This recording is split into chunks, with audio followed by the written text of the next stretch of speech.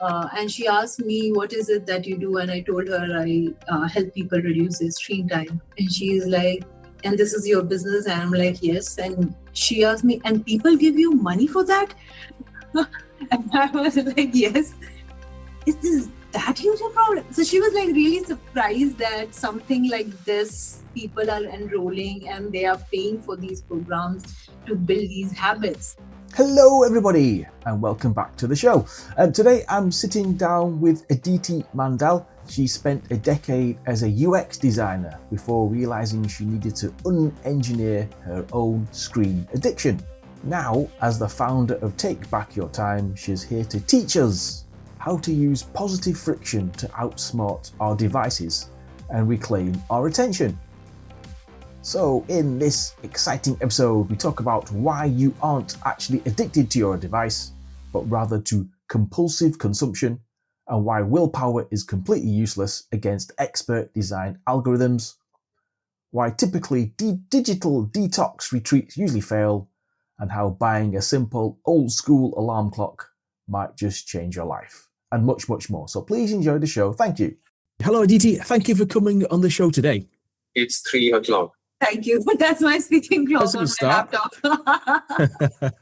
Believe that in. Thank you, Neil, for inviting. Please tell everyone what you do. I run a company called Take Back Your Time. I basically help adults reduce their screen time so they can be more productive and more present in their real life. Awesome. And how long have you been doing this? Can you share some stats? I started this in 2025, I think in February, March. So it's almost 1.5 years now running this. It's a solopreneur thing. Yeah. So it's just me who is running this whole thing. And I'm also figuring out what else can be done. Basically, it's in the space of digital well-being, working more in the behavioral side of screen addiction. So how do people build habits that could help them reduce their content consumption over time, just specifically for adults 25 plus. Why are you doing this? So the why comes from my own personal journey. It was in 2017 that I deleted my Facebook account because I was spending too much time looking at people's photo. Remember, I obviously didn't have the word back then, but having sort of a comparison and anxiety looking at my friend's photo who had moved to abroad, and thinking at that point of time that this is like something that I should also do without any clarity of why. Though I deleted Facebook and I never made an account on Instagram or Twitter back then, I still was spending a lot of time on Netflix and YouTube. And it's only during COVID when everything went online, when I realized that I do have an addiction to consuming a lot of content, due to which I had some health problems too, because, when you consume a lot of content, there are some anxiety, exhaustion, a lot of other problems. When the first lockdown eased in India, I and my partner moved to Goa, and we were staying in this very old Portuguese villa. So two things happened there. The first thing was, these old Portuguese villa have very thick walls. In our bedroom, there was no Wi-Fi signal, which means we couldn't take our phone or laptop in the bedroom. And the second thing was there was no smart TV in the villa. So we were spending a lot of time cooking, reading books, chatting, and playing games. This meant that we were sleeping on time, waking up on time, going for a beach run. And so there was this whole ripple effect that was happening. And that is when it started that, it's by reducing my content consumption, I'm more present and productive in my real life. And then it was a 5 years journey. Only in 2024 is when I took the last step, I think, of digital fitness, saying that we had a habit of consuming something for fun in the night every day.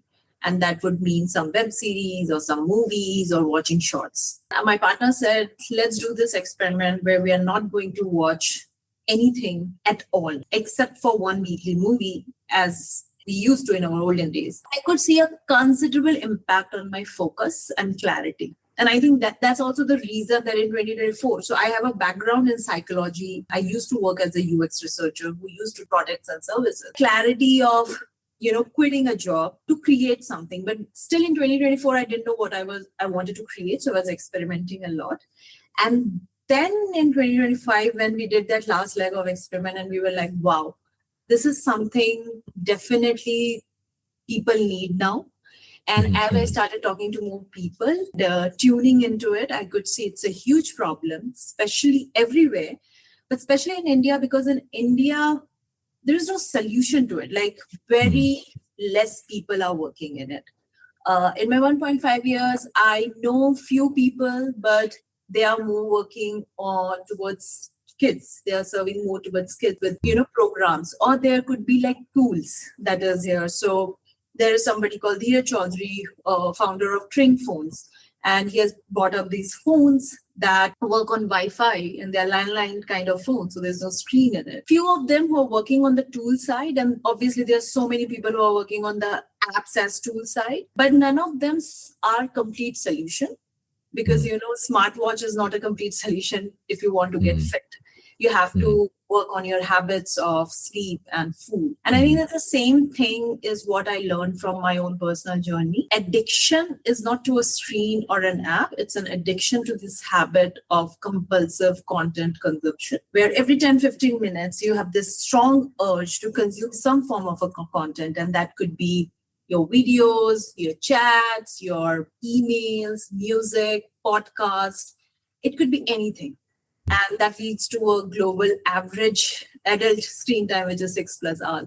The average focus that people have nowadays is 10 to 15 minutes. 10 to 15 minutes, they need to hop onto some platform, a quick scroll on LinkedIn, a quick consumption of some news or some videos, because you cannot focus. You need that dopamine hit, that stimulation from somewhere. Yeah, I find YouTube very addictive. I think it's all about the algorithm as well. I mean, we're actually trying to fight the algorithm as well, because obviously YouTube knows what we're doing. What are your thoughts on that then? Because it seems to be quite a difficult battle to win on that one. Correct. That you are absolutely right with. That it's just not the algorithm, right? The design of all these platforms are done by, these are built by the world's best psychologists, neuroscientists, designers, machine learning learners. So I tell the people, the first thing is, if you think you can beat them just by willpower, it is impossible. It's not TV anymore, how TV used to be in 80s and 90s.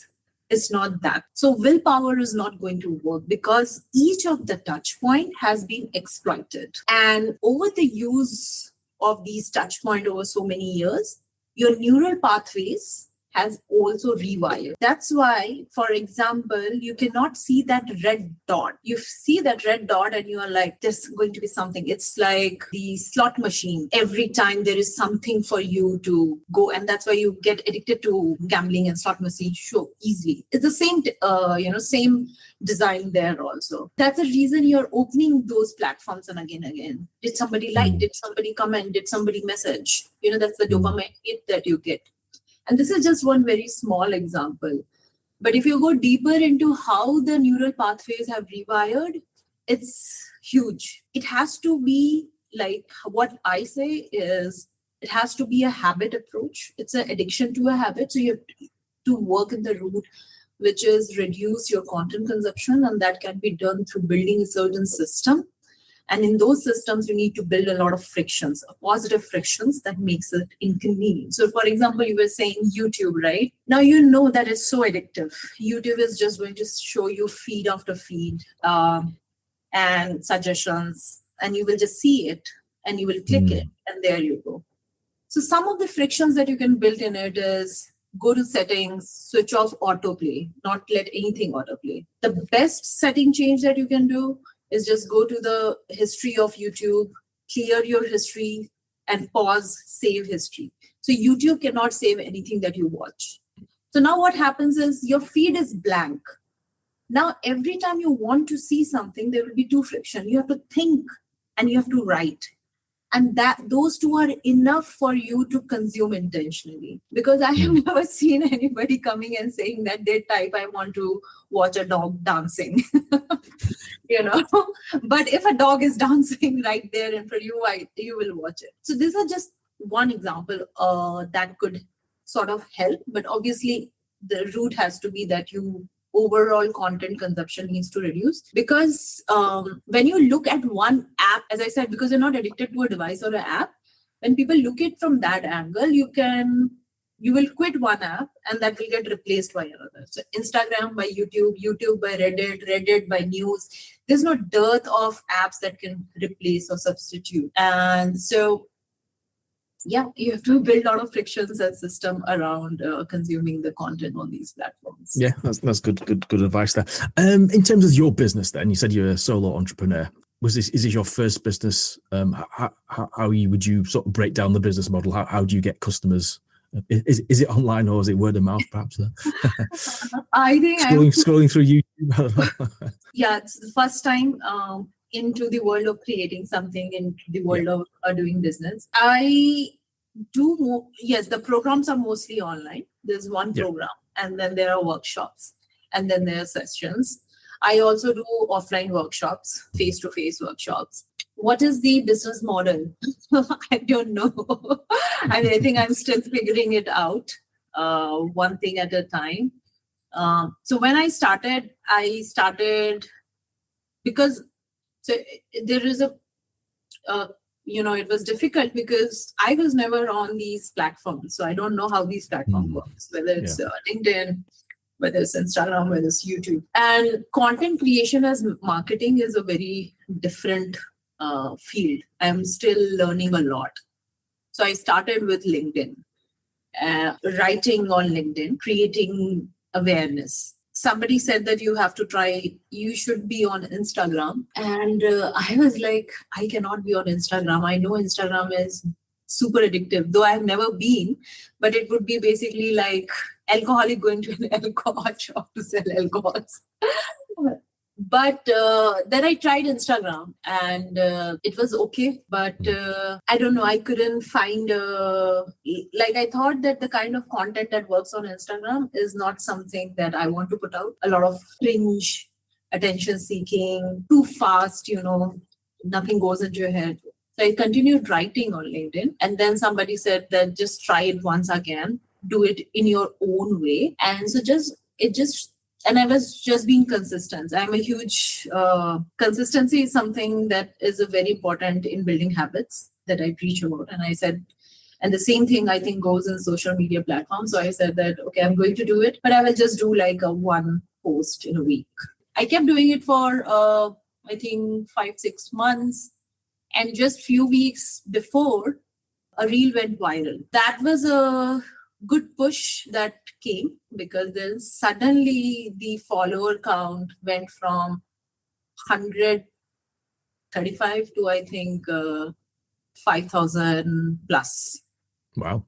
And that brought in a lot of leads, that brought in a lot of people who wanted to join the program. Right now I'm there. And mostly my clients come from LinkedIn. And now Instagram I started going in. YouTube I have started recently.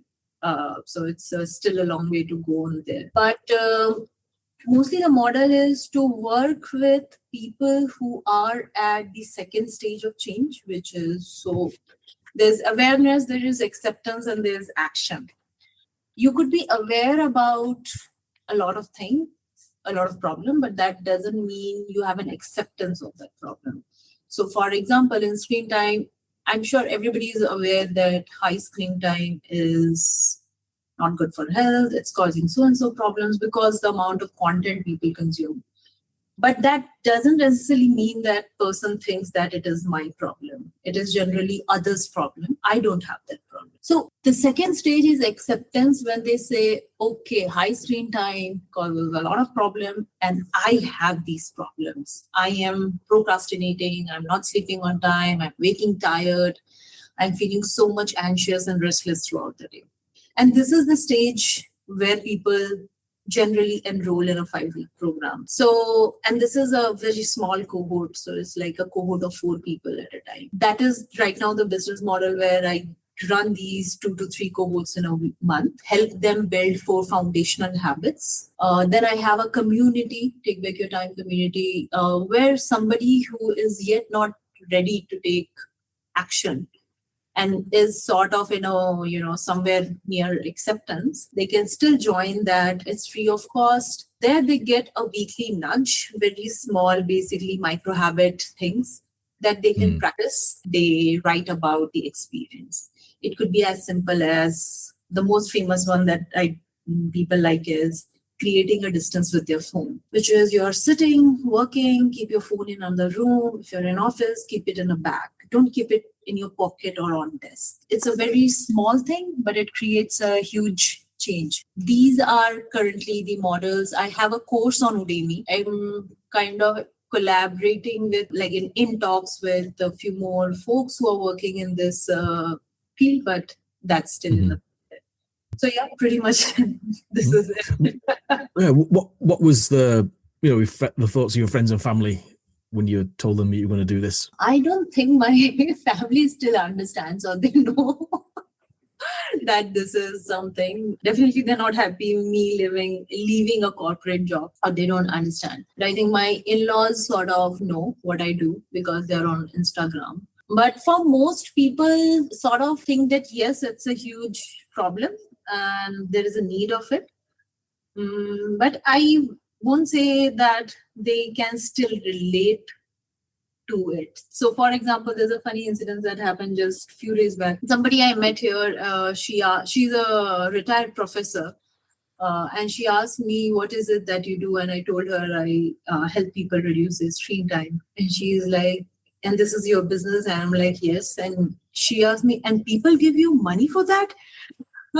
And I was like, yes.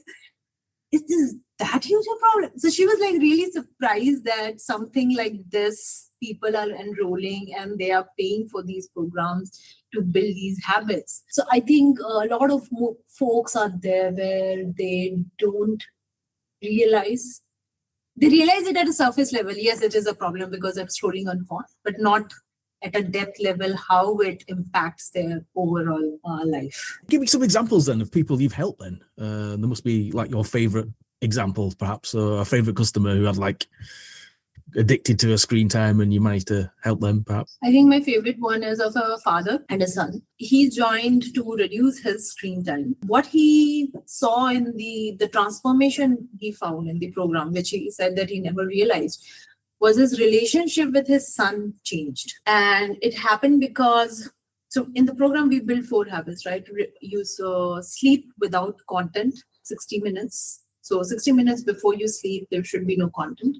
You wake up and 60 minutes of no content. You have 3 meals without any content and you practice getting bored for 15 to 20 minutes every day. Because in the morning he had to do this habit, he did not pick up his phone. And his system was that he kept it in bedroom. It was a duplex home and he came in the kitchen and had his breakfast. So now because he was not on phone or laptop, he just went to his son and started talking to him and listening to what's going on in his life. And they bonded over football. The son likes football. And then next morning, they made some plans that, okay, let's go do a shopping for you. The next morning, again, they make a plan, okay, let's go out and play with you. Because now he was not in his devices and he was with his kid. He was present there. He could listen what exactly his son was saying. The son also reciprocated and he sort of transformed his relationship with son. And he was like, before joining the program, I would tell him, do not watch video games all the time.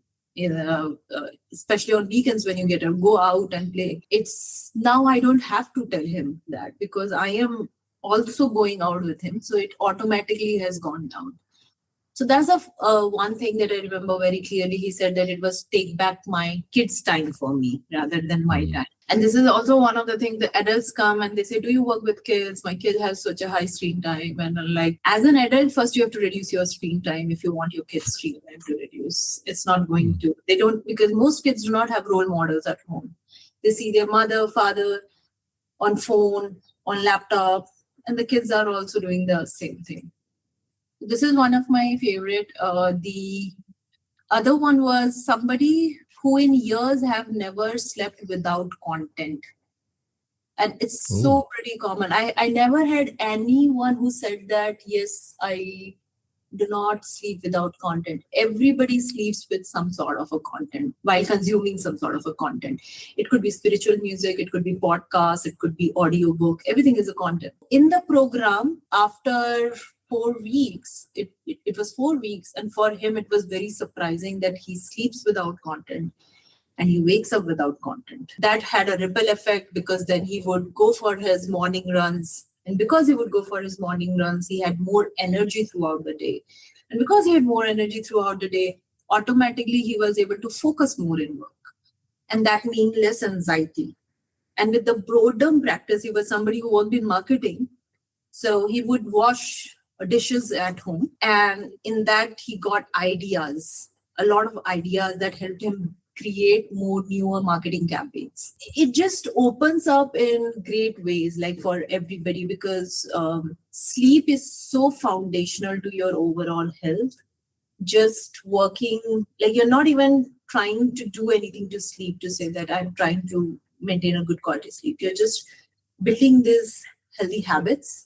And you automatically see the ripple effect across your energy and focus that's happening throughout the day. These are the two.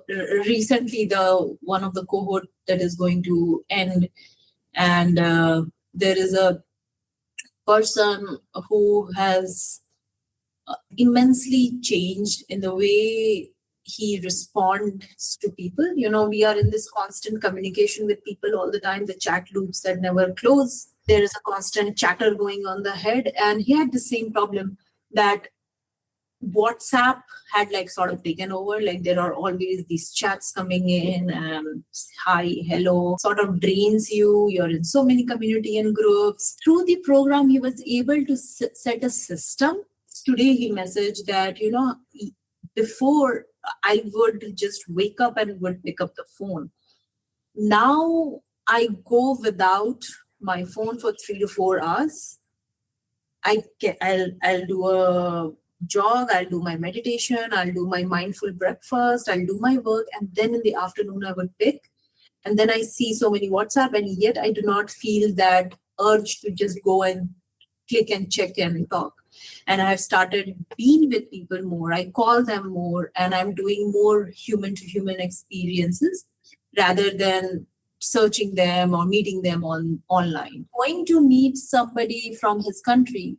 He was a foreigner. He said that somebody had come here who I follow on the internet. And I had this strong urge to, you know, see everything and find everything about him on Instagram or Google. But I told to myself that I'll rather go meet him more face to face than having that prejudgment already there. She said that had a very different impact, because now I'm looking this person from my own eyes and understanding him from my own experience rather than the experience and judgment of all the people that is there on the social media. These are something that, you know, these are more in-depth levels, but then it is just wonderful to see that people realize, and these are the things I don't even talk about. People by themselves realize it through the program, because the noise is more or less and the clarity is way more that comes in with reviewing content. What are you like at coffee shops then, or social settings where everyone's on their phone or laptops? Are you just sitting there, just looking at the menu, or reading the menu or something? I don't know. Yes, I am always, I think, and I see this here also, like people are on phone and they're scrolling. They're not noticing the things around, and they're sort of, but yes, I am mostly talking to people, but I'm definitely not on phone.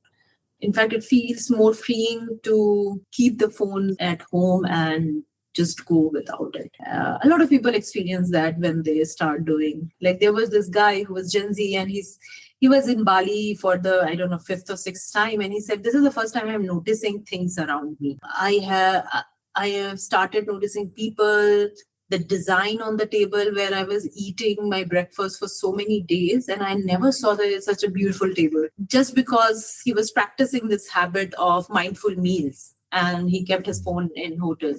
You start noticing so much around, so much to observe around. Like recently there was a guy, he was from Canada. Recently there was a football World Cup. So he was in some stadium or somewhere where people were watching it together or something, and he was in a queue.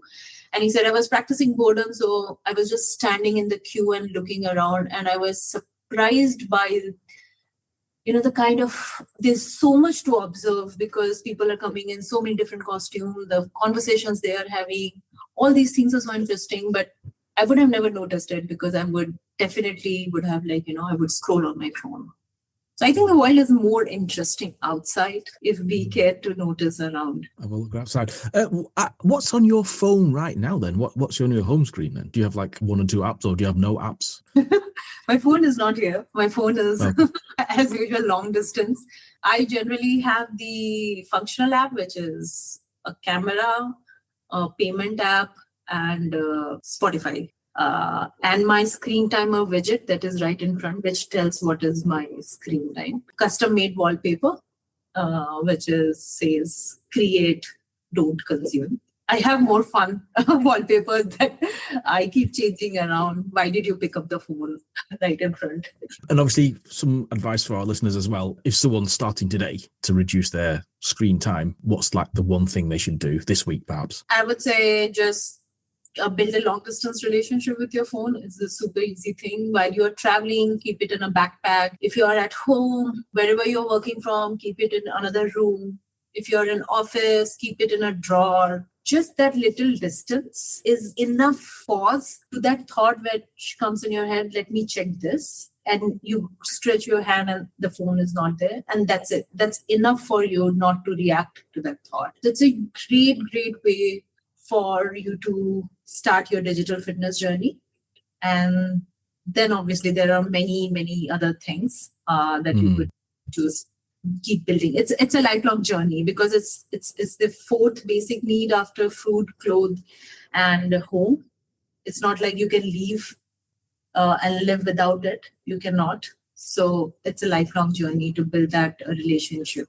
Yeah, I must admit, looking at my screen time, it is, I think, 3 hours a day from last week. But the thing is, with the phone, there are some screen time limits you can put on. But then after a day, I just switch them off. What am I doing wrong? Where am I going wrong? Because there are apps on the phone that will help you. Those are tools that will help you, but it's very easy to override them. So you override them, right? Yeah. You have to build something. So I say add a little inconvenience to your life. So you have to add, that's not an inconvenience at all. It could be an inconvenience maybe when you've reached a certain level of digital fitness. But right now, it's not inconvenience at all to tap and remove it.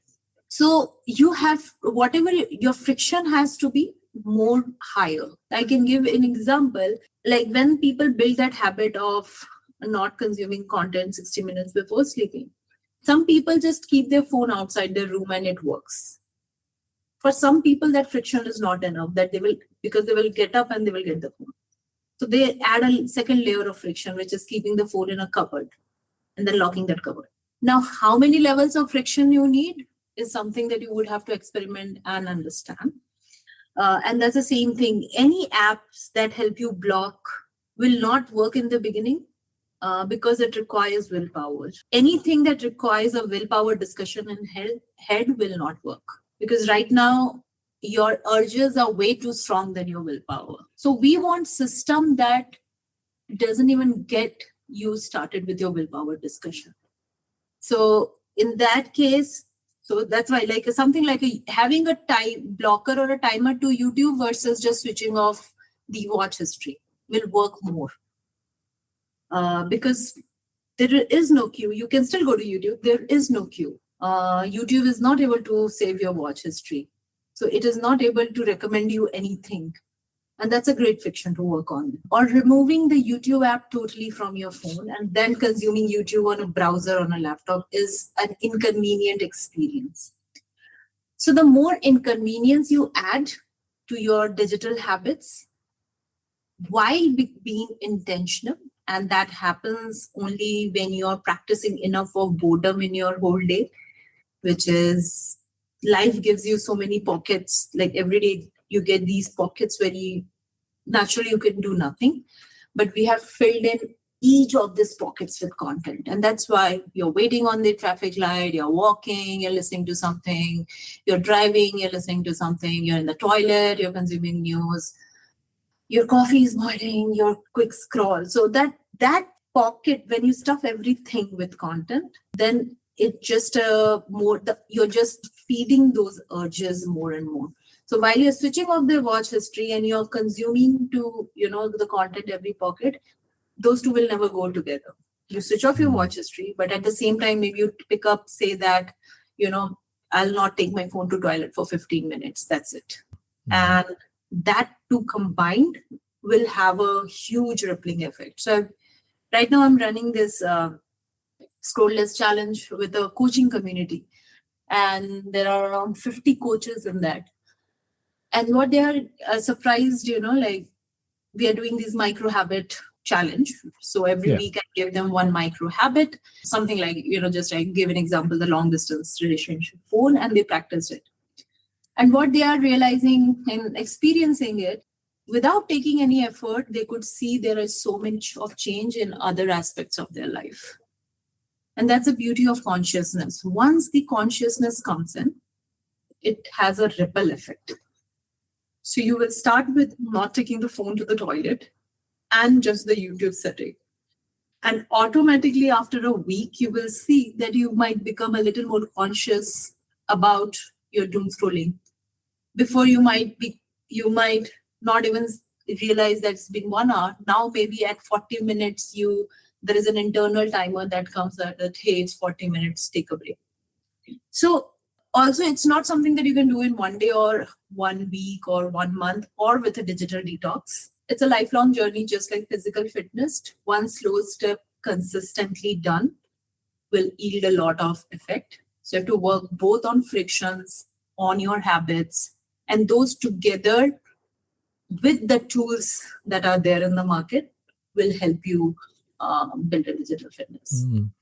What do you think about things like cold turkey digital detoxes, or 24-hour no phone challenges? People who just sit on the plane and just don't just stare at the seat next to them. So what do you think of those? I think it's good if you want to experience the benefit of how it feels, but they are not solutions, because it's always great to practice meditation in a retreat.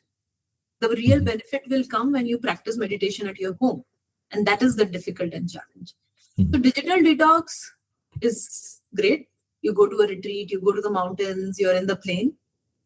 But it is not going to help you build anything.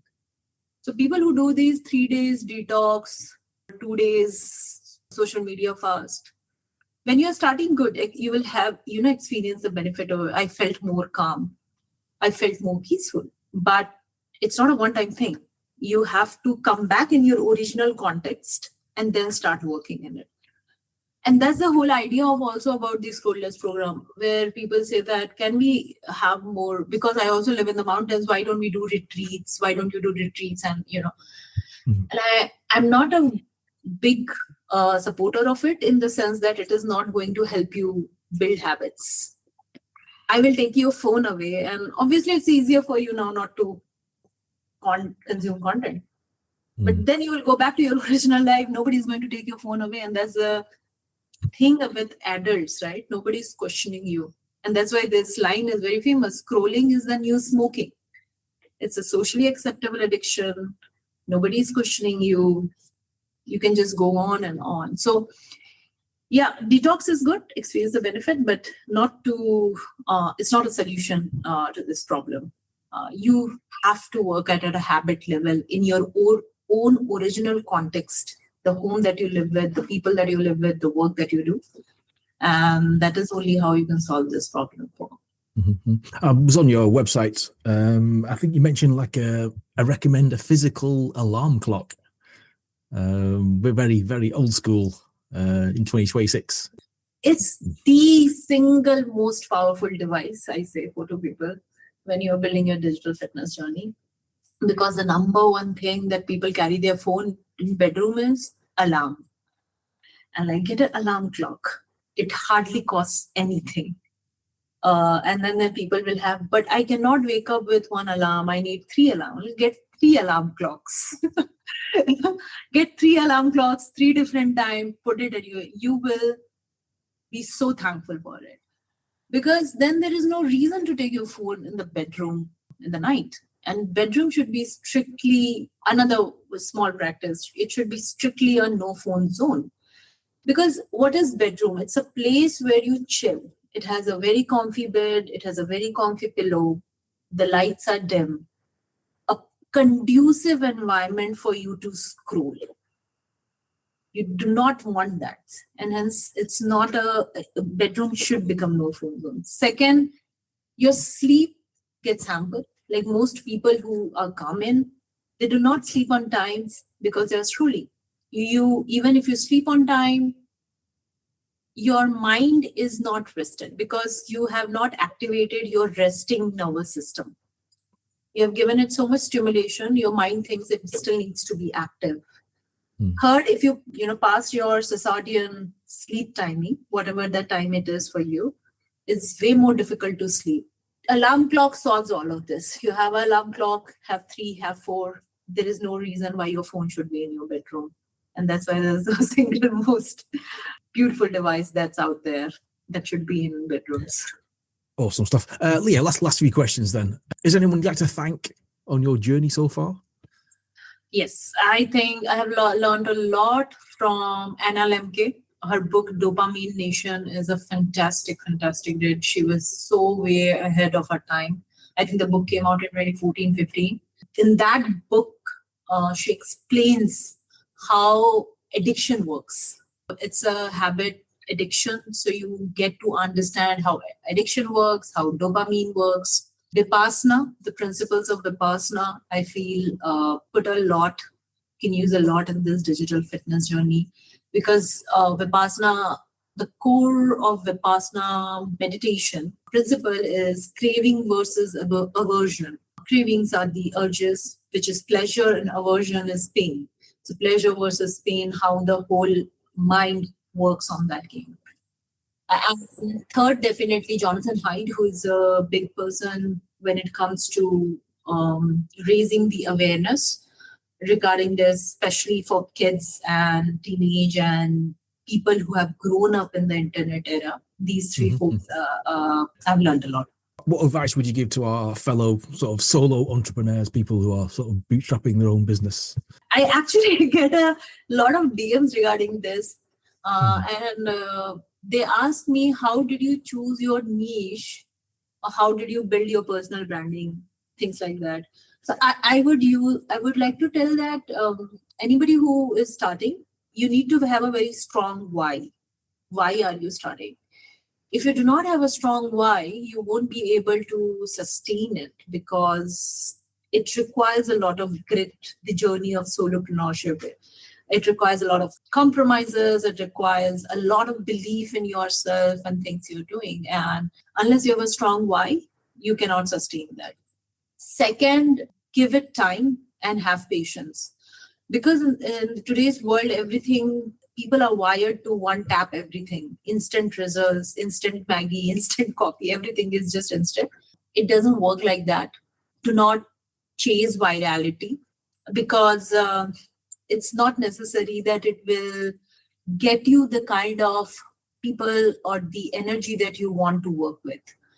I think the single most is know your why. Why are you doing this? And that's the single most aspect for you to get clarity, to keep working on it, irrespective of what happens or doesn't happen. Last question then, for people who want more information on you and your workshops, how do they connect? So they can go to my website. I keep posting when I have the workshops on it. I have also a program, the scroll list program that I was talking about. It's also on the website. It's a 5-week program where we build 4 foundational habits. And I also have a community on WhatsApp called Take Back Your Time Community. It's free to join. And again, it's on my website where there are weekly nudges for you to practice and basically people who are working on their digital fitness. So these are the 3 things. I'm very active on LinkedIn and I regularly write there. Soon I'm going to have a newsletter. So that is there. Excellent. Aditi, thank you for coming on the show today. I really, really appreciate it. I'm going for a long walk now without my phone. So yeah, that is a great way. And feel free to join the community, Neil, if you want to. Yeah, definitely. Take back my time. 100%. Yeah, thank you, Aditi.